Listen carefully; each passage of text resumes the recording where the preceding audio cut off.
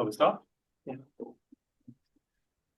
Colleagues, good day and welcome to the seminar of the Open Society Hub for the Politics of Anthropocene. And today's seminar is on reforming Europe, climate crisis, human capital, and the Draghi Report. And my name is Anton Chehovsov. I'm a visiting senior fellow with the Hub. And I'd like to present some general considerations, maybe to frame our conversation that we will have today during these two panels, and then I will introduce our panelists. So let me start with saying that today Europe is facing a polycrisis. So that is several major crises happening at once. Crises that are underpinned by the geopolitical tensions, by economic stresses, migration pressures, cultural shifts, and climate change, just to name a few crises. The European citizens grapple with the increased energy costs, with the inflation, the high cost of living, and national European budgets are under severe stress. There's also migration pressures in Europe that has become one of the region's most complex and enduring crises. Europe is also contending with escalating climate risks, which is the focus of today's discussion. And this year, for example, I'm sure you know, that's the first time in history when the global warming has passed the 1.5 degrees Celsius threshold. And this year, we have seen droughts, we have seen flooding, we have seen heat waves. So environmental challenges pose threats to agriculture, infrastructure, and to the general stability. Now, a little bit more than a year ago, in September 2023, European Commission President Ursula von der Leyen commissioned a report from former European Central Bank President Mario Draghi to assess and enhance the European Union's competitiveness. And what is now known as the Draghi Report, titled The Future of European Competitiveness, was published in the beginning of September this year. In his report, Draghi identified three major crises and discussed three objectives that, in his opinion, would address those crises. First, Draghi talks about the deep crisis of the global trading order based on multilateral institutions. And he suspects in his report that the era of rapid world trade growth has now passed. It's all over. Here, Europe, in his opinion, needs to close the innovation gap with the United States and China and find new growth engines. Second, the Draghi report points to the energy crisis and argues that Europe must bring down high energy prices while continuing to decarbonize and shifting to a circular economy. Third, European geopolitical environment is now in flux. There's Russia's aggression against Ukraine. There is a contestation over Taiwan, which is a crisis in the US-China relations, and rising instability in Africa, the Middle East.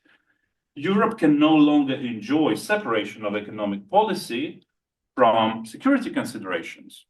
Europe can no longer rely on others for its security, which means that Europe must develop an independent defense industry. All three objectives imply unity of the EU, and they imply coordination of the efforts directed at addressing the crisis facing Europe.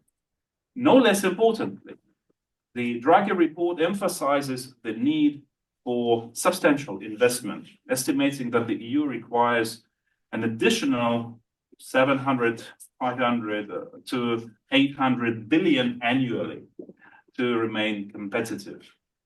So Draghi report, as I said, it proposes several objectives for consideration, but although the focus is on the decarbonization and the politics of all of it, I'm sure that we will touch upon different aspects of the Draghi report during our discussion. And I'm really honored to present the first panel of our discussion. First, Anders Oslund. Hello, Anders. Good to see you. Hello. Thank you. Dr. Oslund is a US-based Swedish economist and former senior fellow of the Atlantic Council, who now teaches at Georgetown University. He's a leading specialist on the East European economies and served as an economic advisor to several governments in the region.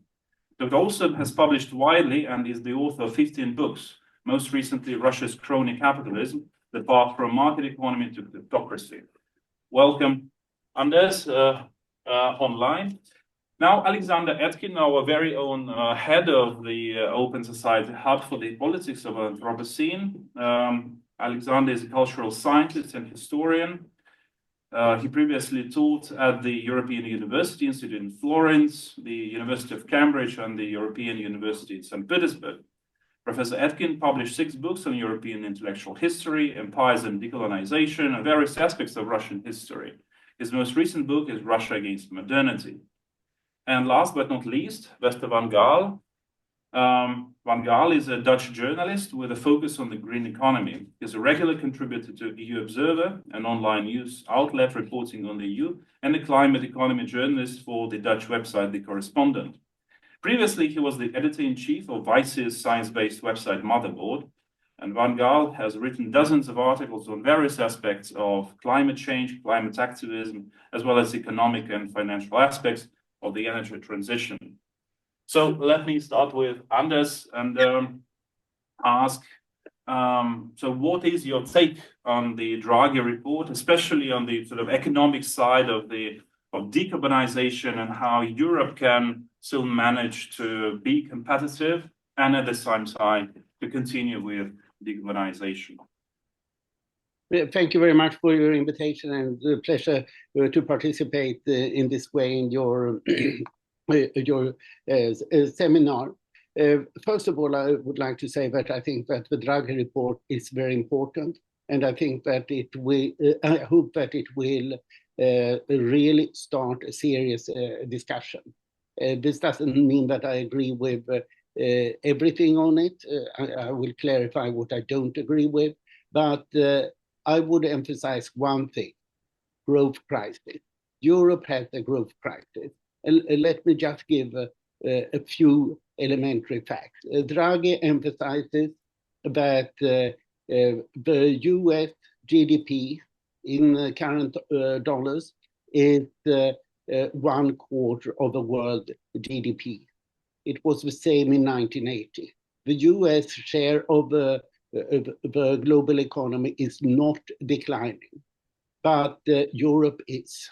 Europe and Japan are the fastest thinking parts of the global economy. And this is essentially since 2009. If I take it on the Swedish GDP, in 2009, the Swedish GDP per capita was the same as the US GDP. Last year, the US GDP in current dollars was 45% higher. This is how fast the US has moved ahead. And when I tell some Swedish economists about it, they say, oh, we have almost the same growth rate, 2% a year, slightly less, but Europe in general has had 1% growth rate, and the currencies have been declining. And here we come to a second aspect of it, of the financial side. Currently,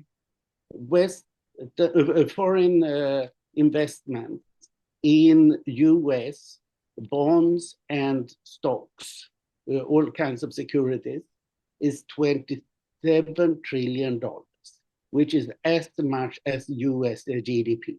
It means that it's much better to invest in the US because you get much more for the money. It's often said that the US stock market is overvalued. Well, perhaps not.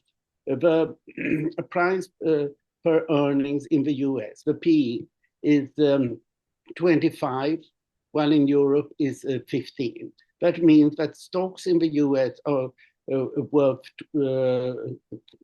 67% more than in Europe. So then you wonder why invest in Europe and why sell stocks in Europe.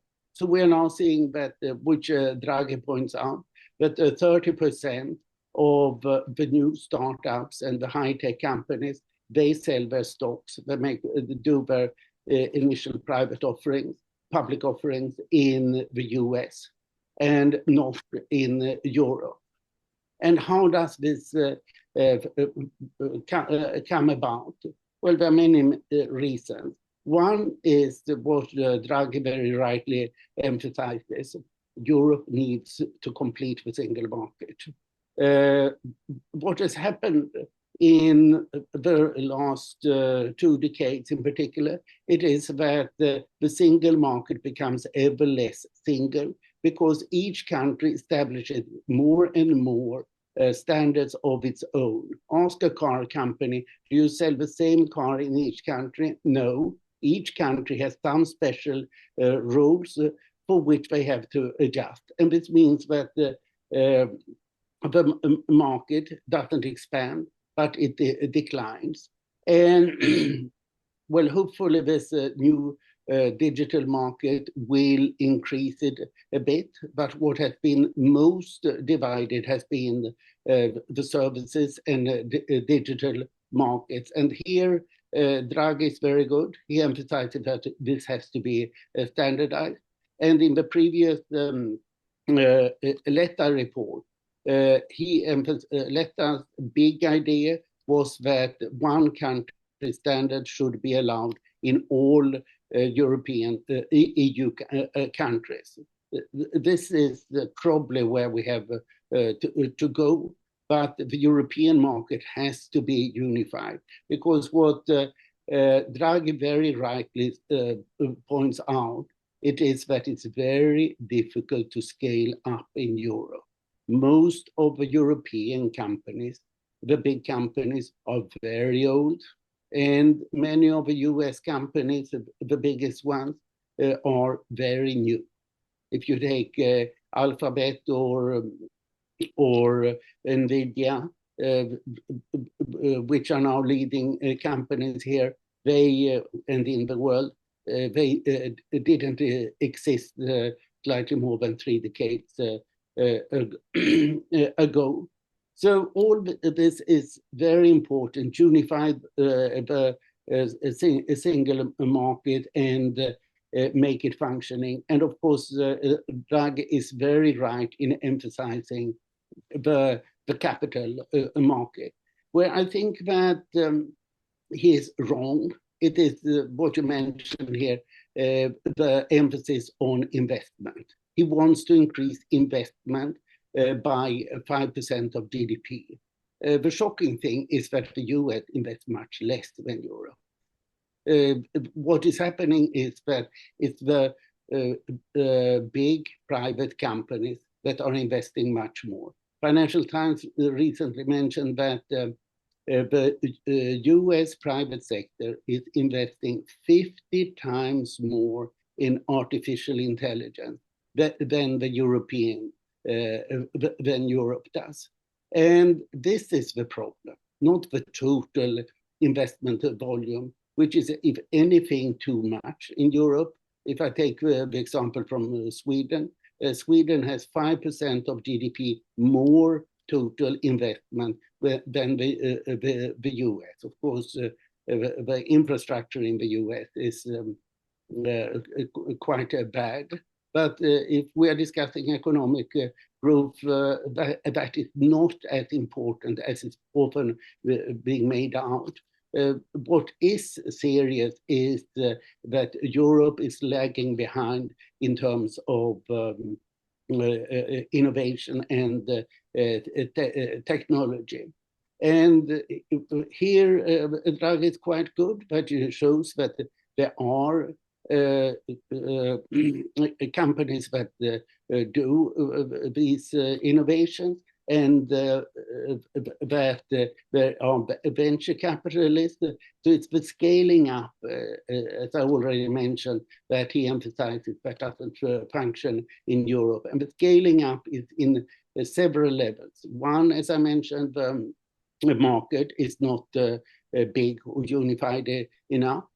Another is that the capital market is not unified enough, which Draghi also emphasizes, and therefore it's difficult to scale up, both on the sales side and on the on the capital raising side. But what Draghi does not emphasize, which I think should be there, is the problem of higher education. And since we are in a university context, I think that this is quite serious. I tend to look at the Times and list of the best universities in the world. There's an alternative East Asian list, which is very similar. And if you look there, what do we find? The best university in the European Union is ranked 30th. It's the Technical University in Munich, which comes that high. The best Swedish university is the Karolinska Institute, the best medical school in Sweden, which comes only on the 50th place. Lower, you find a lot of European universities below 30, but not above. So who are at the top? On the 10 best universities in the world, we find 7 American universities and 3 British universities. Oxford and Cambridge, not surprisingly, among the top universities. I'm afraid that the British universities are likely to decline now, given the quite absurd financial situation, but that's another matter. And what I think is really missing in the Draghi report, it is a strong emphasis on elite education. If we look broadly upon what is the US innovation economy, well, I would say it's 2 universities, Stanford and MIT. They are, you could add Harvard and you could add something else, but it's very much Stanford and MIT that are leading the technical development. And in Europe broadly, you could say that Cambridge has managed to establish a somewhat similar situation in Europe, but the European universities need to catch up. And here we need several things. First of all, we must not be afraid of saying elite. We want elitism. We want a real elite education. Otherwise, we don't get there. And in order to get that, you need to have much higher salaries. You can see almost every year that there are several European Nobel Prize winners. You can see, for example, on the 3 economic Nobel Prize winners this year, Darin Acemoglu, the Turk, educated at the London School of Economics, Simon Johnson, Brit, educated at Oxford, and James Robinson, Brit, educated in Britain. And then they have moved to the US at MIT and University of Chicago because they get much better working conditions and salaries there. And this is what Europe needs to catch up with. Give good professors proper salaries, take away all ceilings that exist in many countries for the salaries of professors, give good researchers the conditions so that they can develop. And there seems to be more emphasis on creating a nurturing environment around the university than actually taking care of the best researchers. Europe needs elite education in order to get elite research. in order to catch up with innovation. And that is what I think is the most important thing that Draghi does not quite touch upon. He says a bit about it, that one should give better salaries to professors, but it's not a full concept of the importance of elite universities. And I think that with those words, I would be happy to conclude. Thank you. Thank you very much, Dr. Osland. How do we proceed with the questions? Do we ask questions now? If we have time, according to the schedule. Not really. Take one question. Take one question. Do we have questions? Okay. The online audience. Anders, what do you think about this proposal of creating the European Union chairs, like for the best professors, for the instead of giving higher salaries to professors as professors, Draghi proposes to equalize them to Euro bureaucrats, and that's the future advancement. What do you think about that? Thank you, Alexander. I didn't mention it because it sounded like creating a special salary category of EU bureaucrats rather than having an open financing.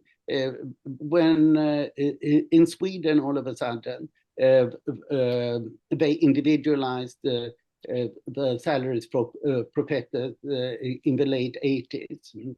And it was just before I became a professor at the Stockholm School of Economics.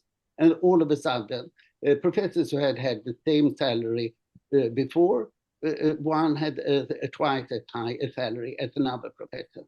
I think that one should not use the bureaucratic way, but the liberal way, opening up for free salary setting. If you take, for example, in Britain or in Germany, there are very strict limits for how much you're allowed to pay a professor. That is the wrong model. So Draghi tries to move a little bit in the right direction, but by doing so, he chooses a bureaucratic way. Thank you very much. Now is the time for Alexander. Well, thanks. Always yours. Thanks. Thank you very much, Dr. Osland. Alexander. Thank you very much. So we're focusing, in discussing the Draghi report, we're focusing, or that was an idea to focus on two aspects, on climate change on the one hand and human capital on another hand. And Anders really kind of showed us, I think, the problems with the human capital part of the project, because that's about competitiveness, and I will talk about what is understood in the text by competitiveness. And of course, for Europe, it depends very much on human capital, not so much on, say, natural resources, but on people, highly qualified, well-educated people with who add value because of their particular kind of labor that they contribute. And that's problematic, of course, as we see, productivity in Europe doesn't grow, and it's much lower than productivity in the United States. And the Draghi report, of course, is a major effort in the right direction, giving some kind of new boost to the European industries and economics in these challenging times that Anton has described as polycrisis. I have many issues with this concept of polycrisis, but that's for another event. I should say right now that we've been preparing this panel for a long time. The Draghi report was published in September. Now we're in November, And in the meantime, another major report to the European Commission was submitted and published. And that is the Niinistö report, produced by the former president of Finland, Paolo Niinistö, which is, I would say, even more ambitious and even more overwhelming. And to me, actually, was quite illuminating. Also much longer, I should say, even much longer than the Draghi report. The Niinistö report focuses on the European security and the military and geopolitical issues. And therefore, it complements the Draghi report, which focuses on economic issues in many important ways, which I will try to review in the end of my short talk. The Draghi report aims at boosting European competitiveness, a major concept of the whole text, by raising a huge amount of money, 800 billion euros, and investing these funds selectively into most sort of advanced and pioneering European industry. The Draghi report is explicitly modeled after the Inflation Reduction Act, which was voted by the American Congress in August 22. Broader in its aims, the American legislation raised a similar amount of money. But since it is broader, say there is money for fighting inflation and some other issues, specifically for decarbonization, for climate, and for the same selected industries. Actually, the Draghi wants to raise more money than the IRA Act. I should say that, after studying the text of the report thoroughly, I see that for Draghi, the main economic rival for Europe is the US. It's not China. It is the US. China gets less attention than the US. In my quick search, the US gets 113 mentions in the text of the report, and China gets 51. The report often mentions high energy prices as a major reason for the European lack of competitiveness. In the US, Draghi says energy is twice or thrice cheaper than in the European Union. The main explanation is the disrupted trade with Russia, which supplied about half of natural gas before 2022 to the European Union. We cannot do it without geopolitics, economics. At the start and at the end, it sort of sticks into the major political issues of the time. So gas trade is the final explanation of this lack of competitiveness. Unlike the market of oil, which is global, the gas market is fragmented, and gas prices are different in different parts of the world. Oil price is the same everywhere. Gas prices are different. And moreover, the local gas prices, Draghi says, is the main factor of the electricity price setting. So everywhere in Austria or in Texas, etc., the local price of electricity depends on the local price of gas. And Draghi suggests to disrupt or decouple, that's his term, to decouple this connection, so that the price of electricity would depend on the availability of renewable energy more than the price of gas. This decoupling is very good and very ambitious idea, but I think it's not completely developed in the text. Which leads us to the discussion of decarbonization. Mentioned 63 times, more often than China, decarbonization is a big thing in this report.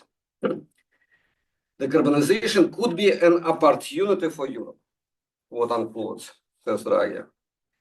But mostly, he considers decarbonization not as an opportunity, but as an additional cost. Exactly because the European Union decarbonization goals are more ambitious than its competitors, I basically cite from Draghi, this creates additional short-term costs for European industry. Draghi acknowledges that, I quote, decarbonization must happen for the sake of our planet.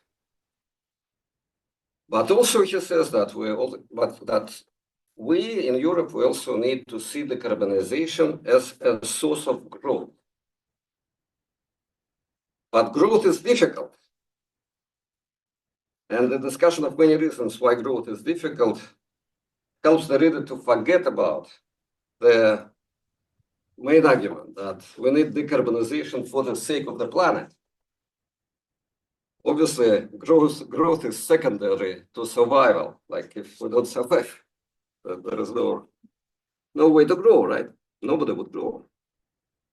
Then, so decarbonization is it's a primary goal. It's an end in itself. It's a salvation technique rather than an instrument of growth. In fact, and Draghi says that Europe is leading the world in decarbonization. It's more advanced than the United States, more advanced than China to some extent. That is changing right before our eyes. But this position of leadership for Europe should have been the leading idea of this report. Growing or not, the European Union should double or triple its efforts at decarbonization and continue to lead for the sake of the planet. But this is not said in the report. Instead, the report says that the cost of the transition can disproportionately affect low-income households, could increase social inequalities, energy poverty, and even, like I says, citizens' alienation. Moreover, citizen engagement, like I says, is essential for a successful transition. Citizens' engagement is essential for a successful energy transition. This is definitely true, but what kind of measures could facilitate citizen engagement remains unclear. These essential measures would create citizen engagement are not economic, but political, moral, pedagogic, etc. It is understandable that written by the Economist, the report does not discuss these measures.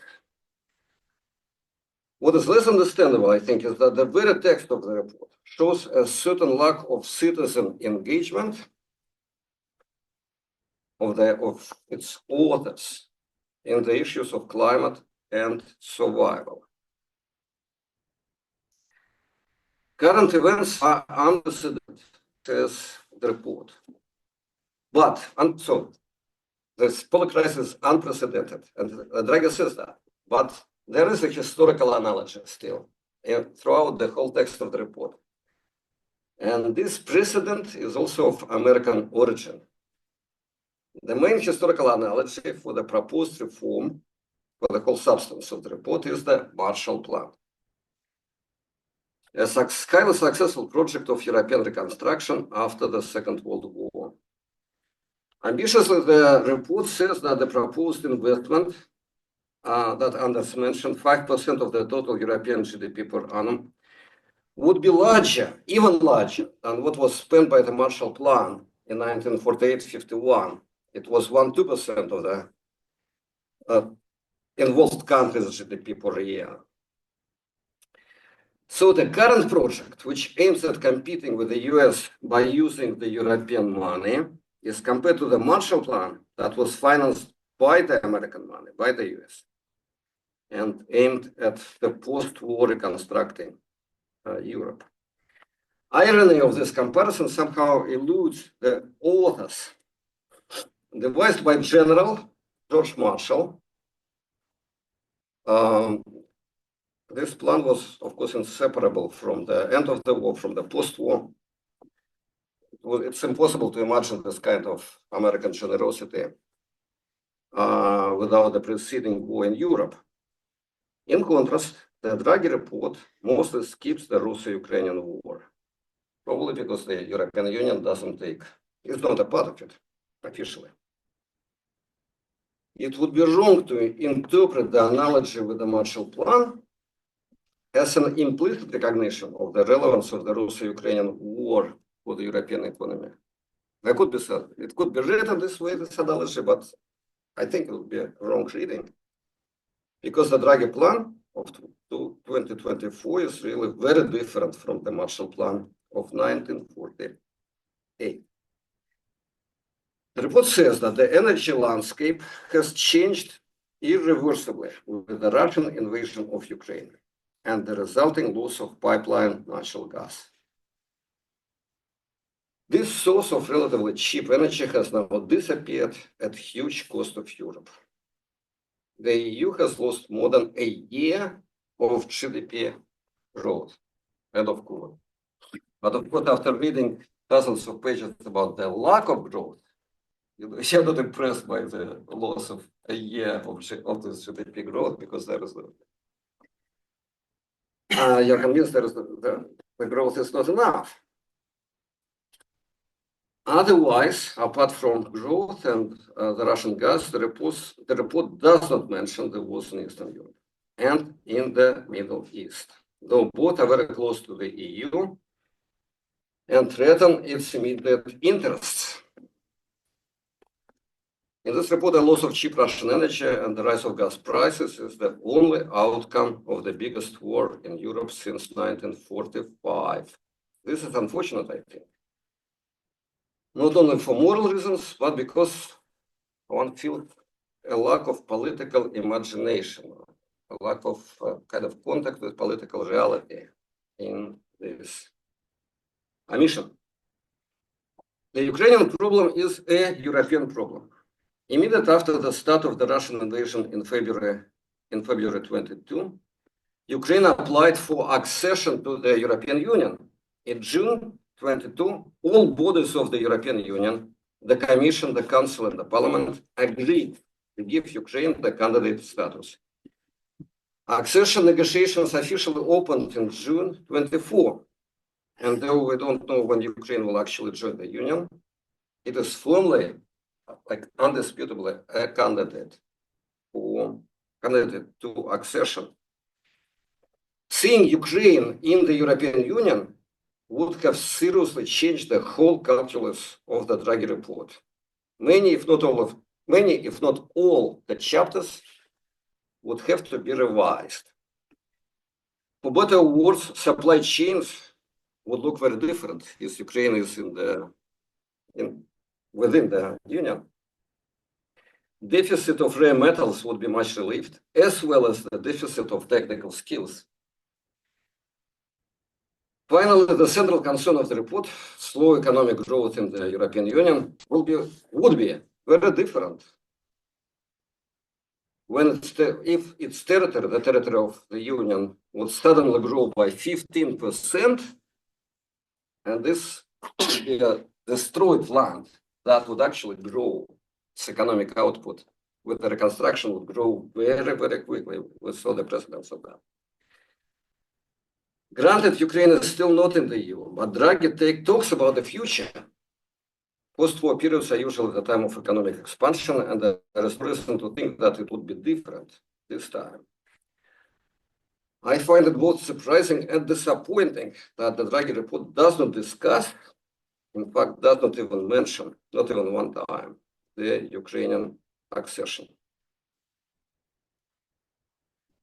The report is very different, and not only because it looks at geopolitics rather than economics. The report is built in such a way, that's a very interesting read, that the text consistently mixed up security threats with the climate and pandemic threats.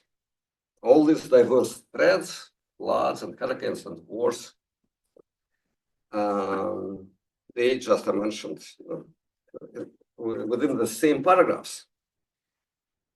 Niinistö does not say that we should choose whether we would first respond to floods or to wars, to extreme weather events or to extreme political events. Instead, he says that we should prepare to respond to all these events because they are all coming they are all interconnected.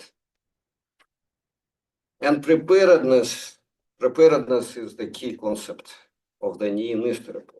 And preparedness to each of these threats depends on the same instruments or institutions.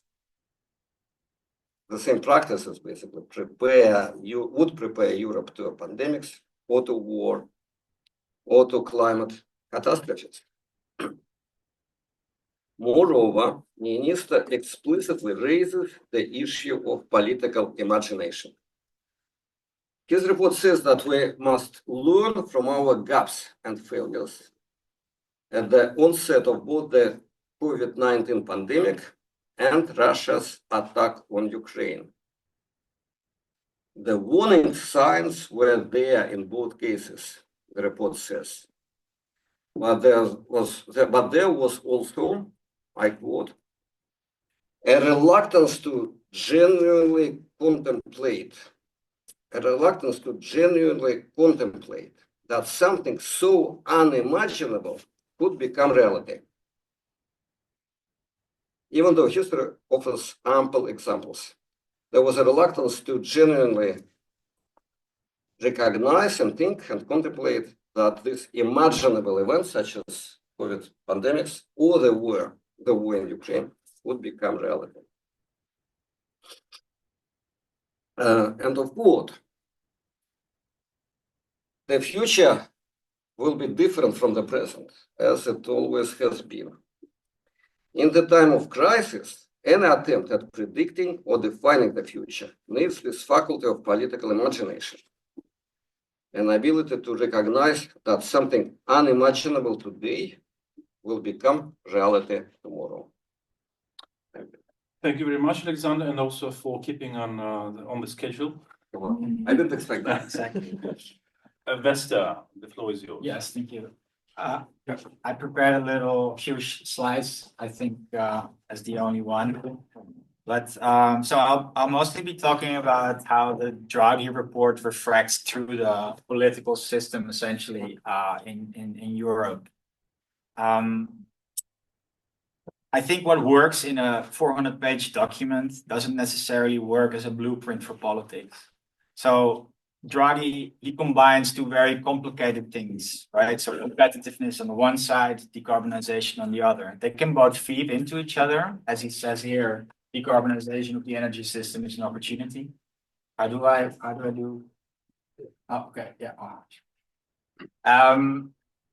But that's not necessarily, like, he's very nuanced about it, but the way it works in politics is people just cherry pick whatever they want, and there is a risk that either the one or the other outstrips the other's importance, right? So I was chased by, I don't know who made this meme, but I was chased by this meme all week. It popped up in all so you must have known what I was working on, but it's basically, I think it's pretty clear. It's basically UN warned last week that we're on track for a catastrophic 3.1 degree global warming. And meanwhile, Europe is sort of grooming the beach, worrying about competitiveness, worrying about China, essentially. And I think the meme makers suggest that maybe the other one is a little bit more important. The thing is that with Draghi, he's very nuanced, as I said, but he leaves open a lot of space for interpretation, or he leaves open he made suggestions which are easy to be manipulated by political players. I'll get back to that later. I think also what is sort of interesting to know is the background of this report. Ursula von der Leyen, EU Commissioner, ordered the report last year. But then there was already a big lobby and political sort of movement going on to refocus Europe's climate policies. So the Green Deal, which was started in 2020 to 2019, has to be replaced by another vision of European policy priorities, which is the Clean Industrial Deal, right? And so the first sort of mention of this is already from June 2022, and it came from a group called European Roundtable for Industry, which is a lobby organization for heavy emitters. It's been around since the 1980s.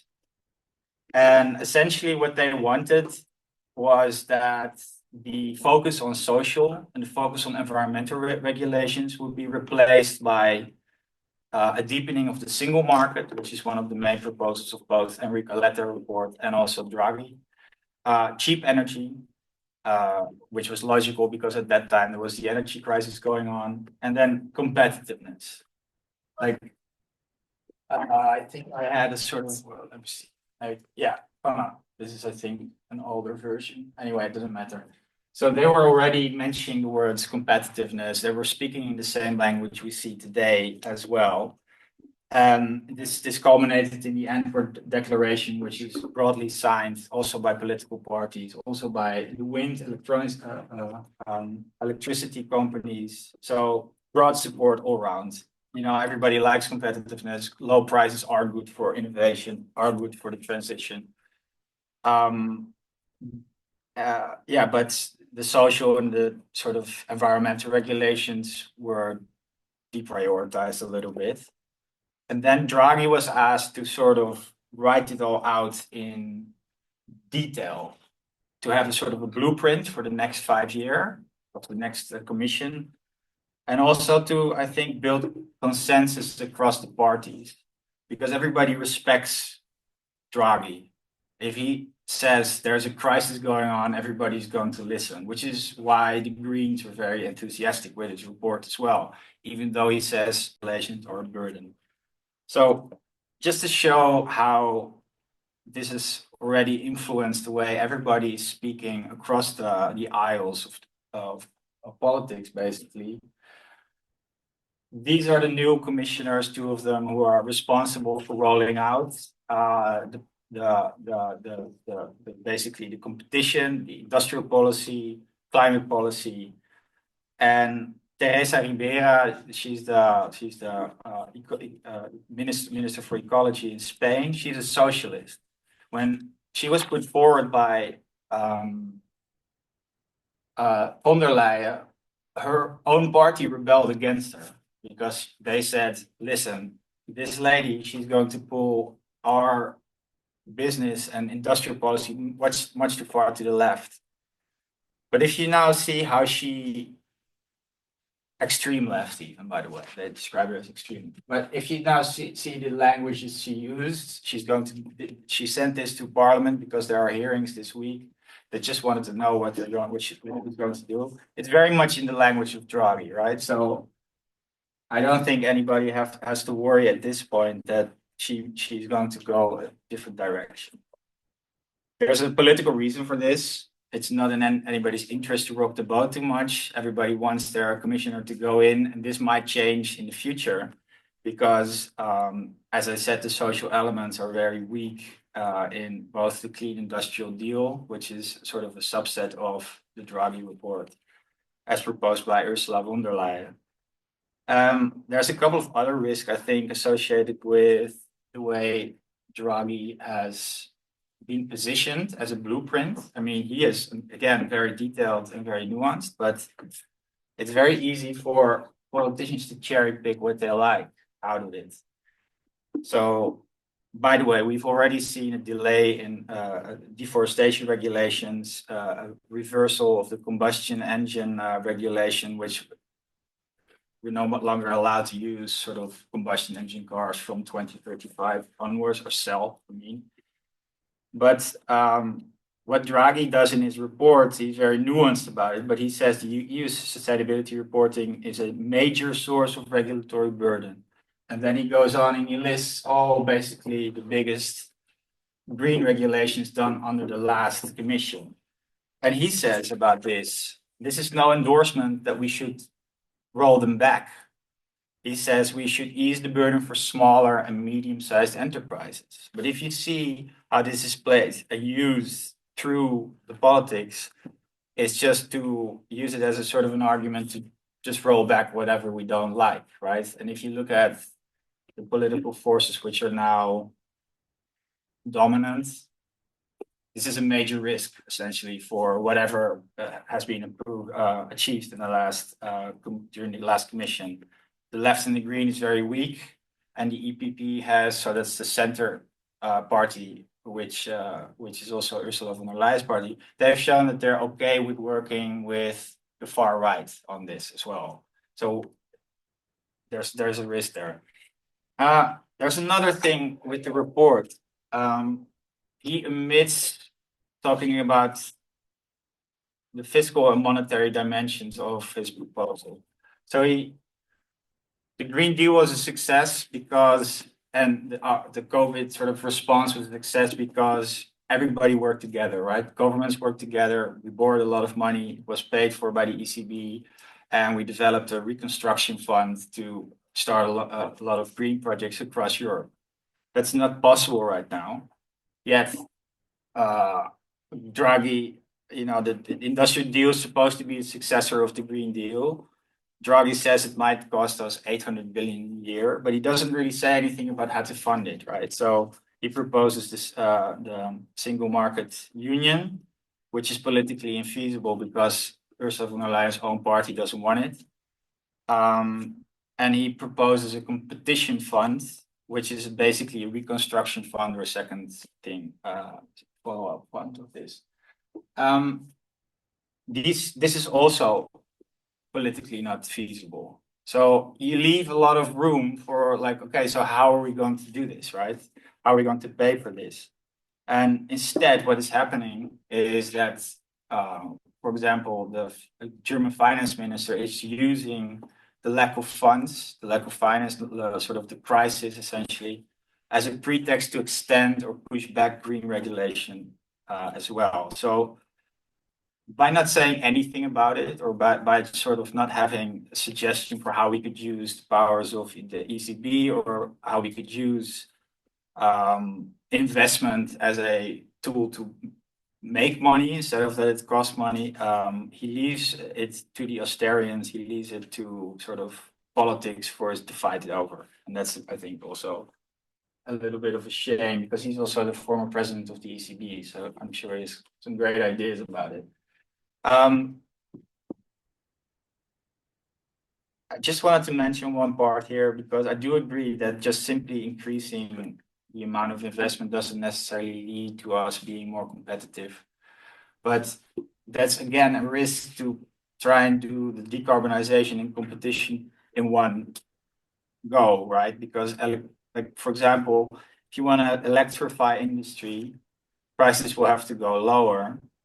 But there's a pretty big risk that just by sort of doing the things Draghi says we should do, that won't be enough. So there's a lot of experts that told me as well. Look at, like, for example, this is electrification. So basically, as part of our energy use, hasn't changed for 35 years, despite all the policies we have to do it. So the chances are pretty big that actually we would need a little bit of public money to lower the price of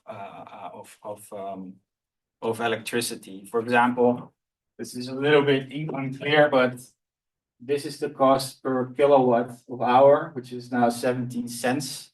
It has to go down to 6 cents for it to become competitive. And this is all operating costs. Like, if you're gonna rely on market prices to get that low, it's pretty risky if we don't have an ulterior sort of subsidy scheme to maybe get them there for a while in a publicly funded way.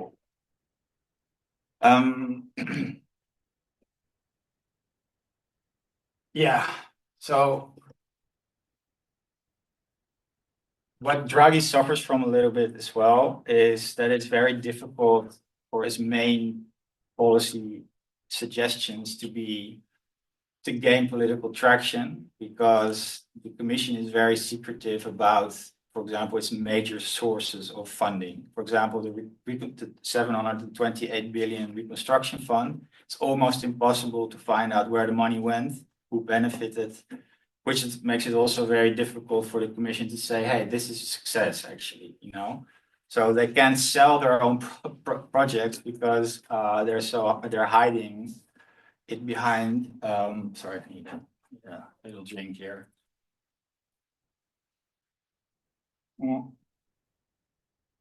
that therefore becomes very difficult for Draghi to argue, or for any political force to argue for an expanded role for the EU to boost competition, right? Because what happened with the last programs? And I think, like, final suggestion or sort of a final remark here is he has created a sense of crisis around growth, which I think to a degree makes a lot of sense, but it's not a very inspiring document. So it's like the Green Deal had at its core social, social fund, for example. But in this case, it's just a sort of a collection of business interests, which has to bring Europe into the future. Yeah, I think a better way would be for the EU Commission to be more transparent about its funding mechanisms, and where what would be a better way of sort of trying to win the competition race. I think that was it for me. Yeah, okay, I had a sort of an expanded version, but I think it's no. Okay, that's it. Thank you very much, Lester. Yeah. Do we have questions? We have, I think, around 5 to 7 minutes for questions before a coffee break. Why do they hide the sources of money? Uh, How is it possible to Yeah, hide? that's like, quite.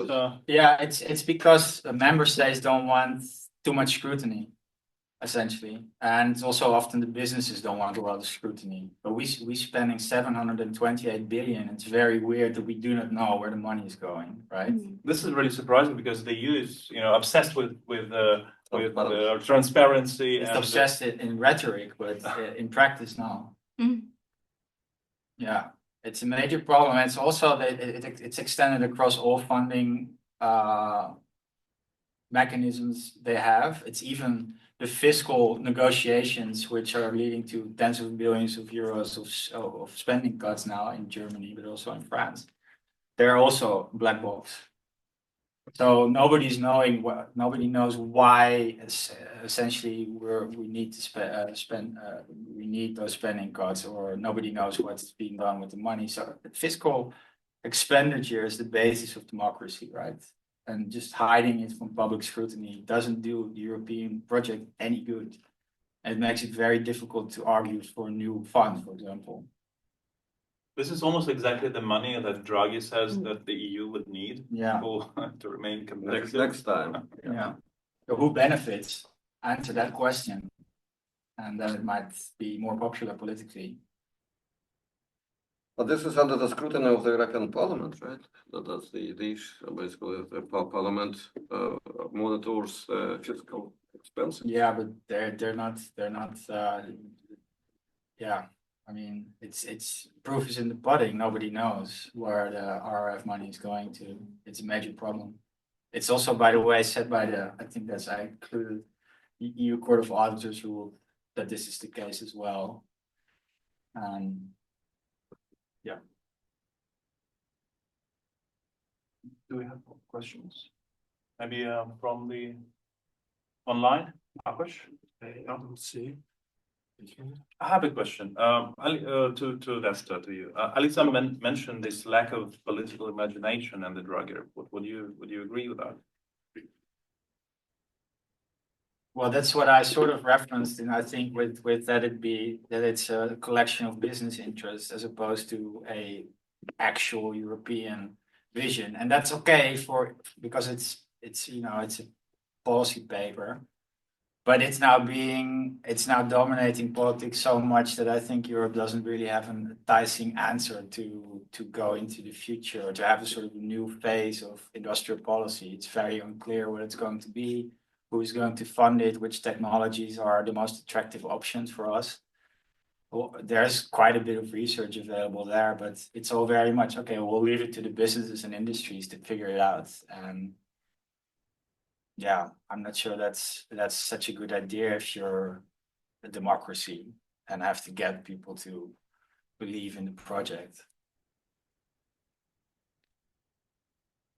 There is a feeling of the situation this kind of grand ideas and ideals that inspired the Green Deal and the European Green Deal. That sort of it's somehow this energy has been lost in Europe. So why did it happen? Like there are several candidates: pandemics, war. What else? China. Like, what is the explanation? Well, I think during the Green Deal, everybody's interest was aligned. So basically, business people and policymakers, they all aligned because everything shut down. So everybody had the need for the government to step in, which made for some imaginative policies. I think now it's just a different situation. I think. So the pandemic is the major factor. I think the energy crisis, the inflation and the energy crisis, which made it important for companies to get the attention back from the EU, from the Commission, and from leaders, and just do away with the social stuff a little bit. You know, it's expensive. So energy crisis Not good for competition. Energy crisis is more about war rather than about. Yeah, but also inflation.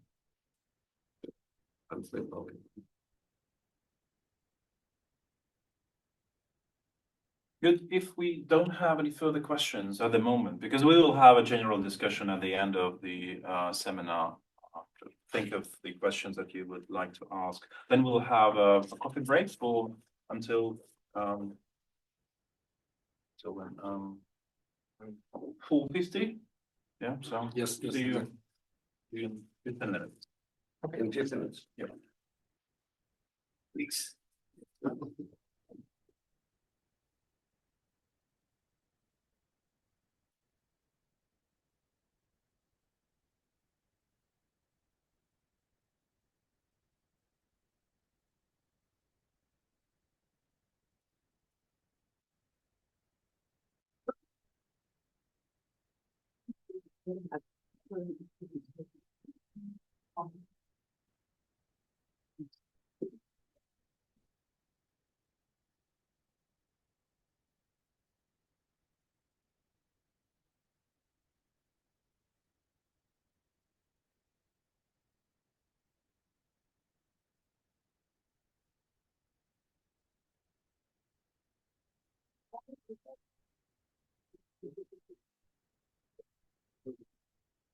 Yeah.